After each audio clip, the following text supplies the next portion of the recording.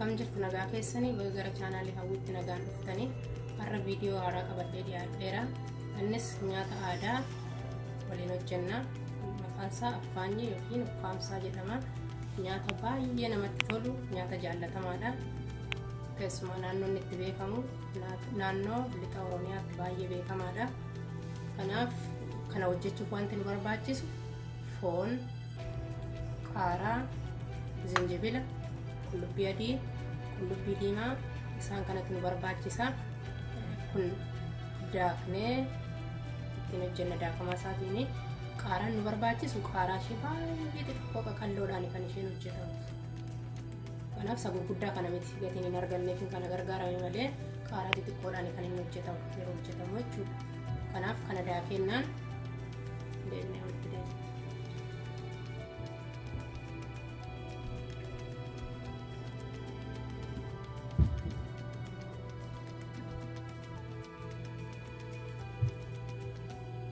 Akka kanatti daakamee qophaa'eera. Qaaraan akka kanatti daakameera. Foonis akka kanatti daakameera. Kun qullubbii adii zinjibila walittidha. Foon kun yoo danda'ame diimaa ta'uu qaba. Garuu akka fedha keessaniiti waan ta'eef yoo barbaaddan cooma sitti maktanii qopheeffachuu dandeessu. Si'a baay'ee garuu diimaatu ta'e gaariidha. Kun zayitadha, kun dhadhaadha, kun qullubbii diimaadha. Qullubbiin diimaan nu barbaachisa. Ani xiqqooma isheen walakkaa muree akka fedha keessaniiti suni akka baay'ina keessanii irratti hundootaniiti kan hojjetattanii. Foon kunis akka baay'ina nama nyaatu irratti hundootaniiti kan isin hojjetachuu qabdanii. Qaaraan kun kan gargaaramu qabu qaara waaqilaalee kan jedhamtu qaara baay'ee xixiqqoon jirti sanadha. Garuu as kanatti san argachuu waan hin dandeenyeef kan qaaraa giddu galeessadha kan fayyadame. Yeroo baay'ee garuu qaaraa waaqilaalee sanadha kan namoonni gargaaraman. Maaliif ukkaamsaan yeroo hojjetamu baay'ee gubuu waan qabuuf nyaata baay'ee gubuudha waan ta'eef kanaaf qaaraa isee gubduu sana kan gargaaramuu qabu. Amma gara hojiitti deemna. Gara hojjechuutti hin deema waliin haa ta'u. Distiin keenya ho'eera. Amma foon daakne sana akka kanatti itti naqannaa jechuudha. Foon daakamaan kana fakkaata. Amma zayitii gaditti naqanna. Bishaatee rakkas ta'eera.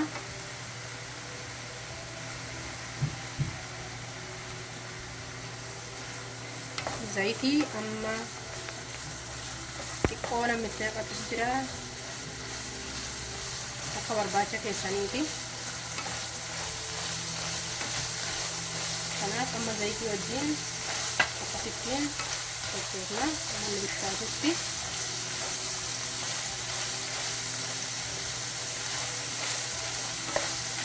Ashaboo dubbachuu dandeenya duraanii maaliifi wanta hin dubbatin hafe akka inni waliin qabanne taasisa waan ta'eef xiqqooshee itti naqachuu dandeenya.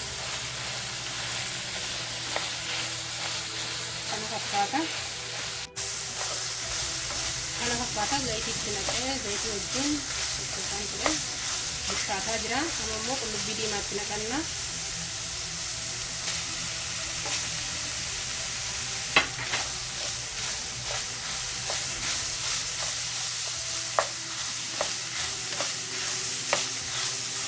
Qullubbii diimaa jalaanis isa keessattis naquun hin danda'ama. Garuu yeroo ukkaamsaan hojjetamu irra keessatti akka kanatti itti namu. Akka barbaacha keessaniiti waan ta'eef jalattis jalqaba qullubbii diimaa qabbatachuu dandeessu. Yoo barbaaddan gidduutti itti naquu dandeessu. Sun akka fedha keessaniiti. Fedha keessan irratti hundooftanii hojjechuu dandeessu. Kanaaf akkasitti sochootan matammanni bishaatutti qullubbiin diimaa kuni xiqqoo turre.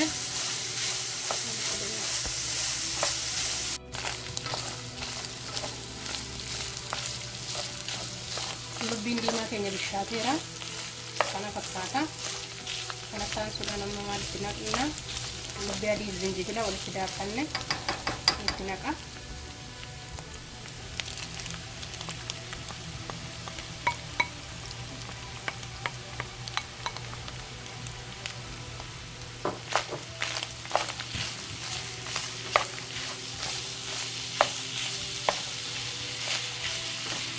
fooliin isaa baay'ee namatti tola, baay'ee urgaa.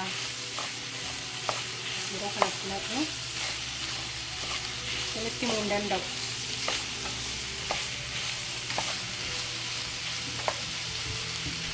Kanas akkuma kanatti bakka sochoofnee boodarra walitti deebina. Kana fakkaata qullubbii adii keenya wajjin akkasitti sochoosee akkasitti bishaateera. Sadhumaa amma maalitti naqna? Qaaraatti naqanna. Qaaraan kun akka nama hin gubneef abbaan barbaadu miciraan isaa keessaa baasee gatuu danda'a. Abbaan barbaadu immoo miciraan isaa wajjin itti gargaaramuu danda'a. Nyaata baay'ee gubuudha. Kanaaf yoo barbaadan itti marsanii qopheeffachuu dandeessu. Akka fedhii abbaatti. Abbaan hin barbaanne miciraan isaa keessaa gatuu danda'a. Abbaan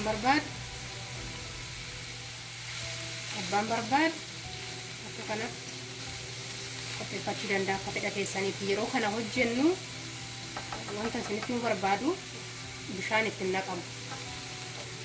Akkasumatti dhabbafama malee bishaan itti naqamuu qabu.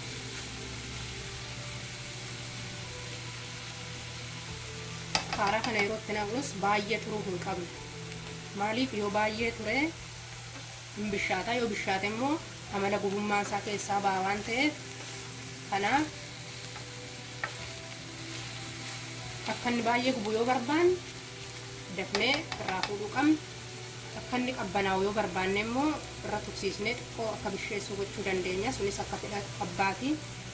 Akka inni baay'ee hin gubne yoo barbaanne lammaffaas qubaatii xiqqootti baay'ifachuu dandeenya.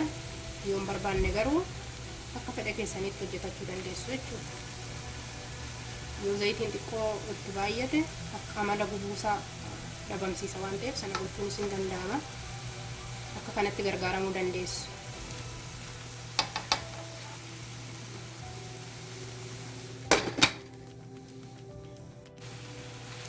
Bishaan of jalaa qaba taanaan garuu bishaan isa jalaa calaluu hin qabu. Walumaan sochoofuu malee. Kana fakkaata qoomsaan keenya amma gara xumuraarra ga'ee jira.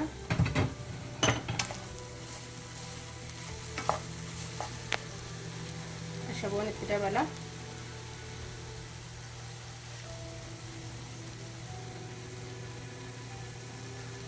Ashaboo keessan laallattanii itti dabalachuu dandeessu.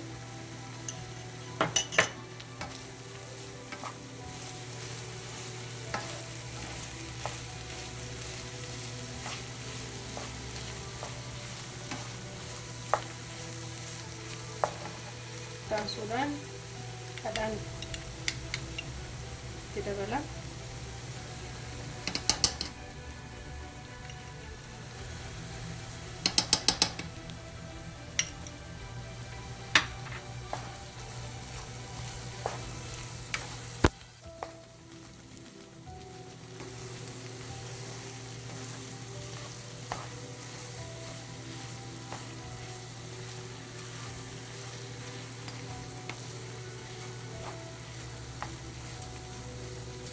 qoomsaan keenya kana fakkaata.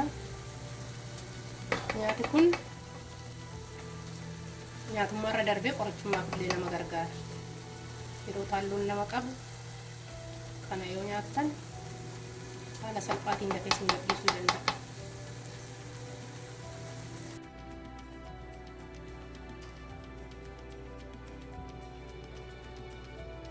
Akka kanatti dhiyeeffannee nyaachuu dandeenya jechuudha. Biddeena kan akkasitti ittiin ukkaamsinee ho'isaa akka keessaan baane goonee nyaannaa jechuudha. Akkasitti qophaa'eera. Akka kanatti qopheeffattanii itti gargaaramuu dandeessu. Nyaata baay'ee namatti toludha. Qorichummaaf illee kan nama gargaarudha. Kanaaf hin jaallattodhe abdiin qabaa. Akka kanatti hojjetattodhe abdiin qabaa. Yoo jaallattan like, comment, subscribe godhaa. Maatii ta'a. Galatoomaa. Viidiyoo biraatiin nama walitti deebinutti nagaan tura.